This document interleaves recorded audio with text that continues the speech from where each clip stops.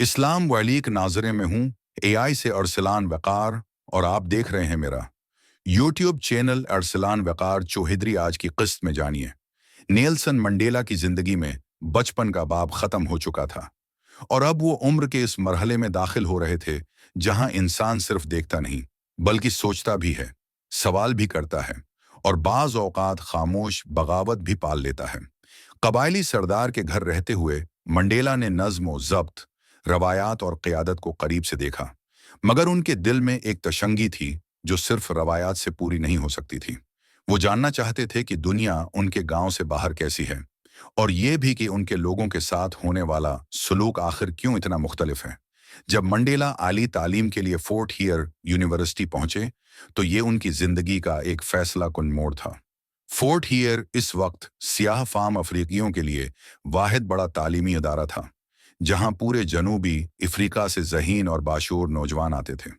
यहाँ पहली बार मंडेला को ऐसे लोग मिले जो उन्हीं की तरह सवाल करते थे, सोचते थे और खामोशी को कबूल करने के लिए तैयार नहीं थे।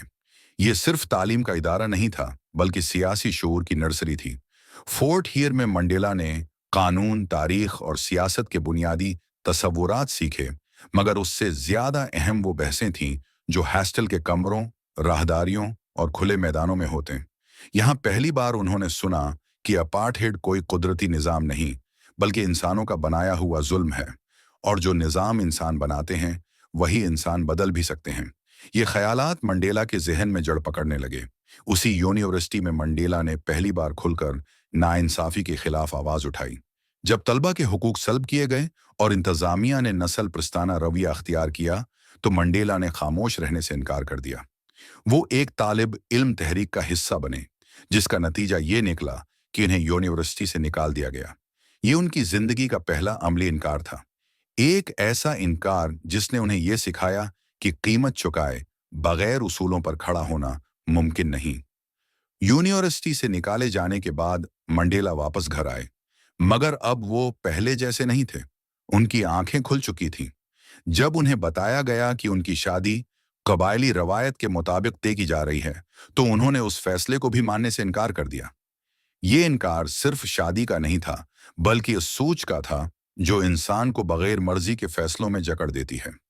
इसी इनकार ने मंडेला को घर छोड़ने और जोहान्सबर्ग जाने पर मजबूर किया। जोहान्सबर्ग इस वक्त जनूबी अफ्रीका का दिल था, मगर ये दिल सियाह फाम लोगों के लिए जख्मों से भरा हुआ था। यहाँ दौलत, ताकत और कानून सब सफेद फामों के हाथ में था, जबकि काले लोग कानों, फैक्ट्रियों और गलियों में मशक्कत करते थे। मंडेला ने यहाँ पहली बार अपार्थहेड को किताबों में नहीं बल्कि सड़कों पर जिंदा देखा। उन्होंने देखा कि कैसे इंसानों को सिर्फ रंग की बुनियाद पर जलील किया जाता है। जोहान्सबर्ग में मंडेला ने वकालत की तालीम शुरू की और पहली बार ऐसे लोगों से मिले जो सियासी तौर पर मुतहर्रिक थे। यही वो मकाम था जहां उनकी मुलाकात अफ्रीकन नेशनल कांग्रेस यानी ANC से हुई। ANC इस वक्त सियाह फामों के हुकूक की वाहिद मुनज़्ज़म आवाज़ थी।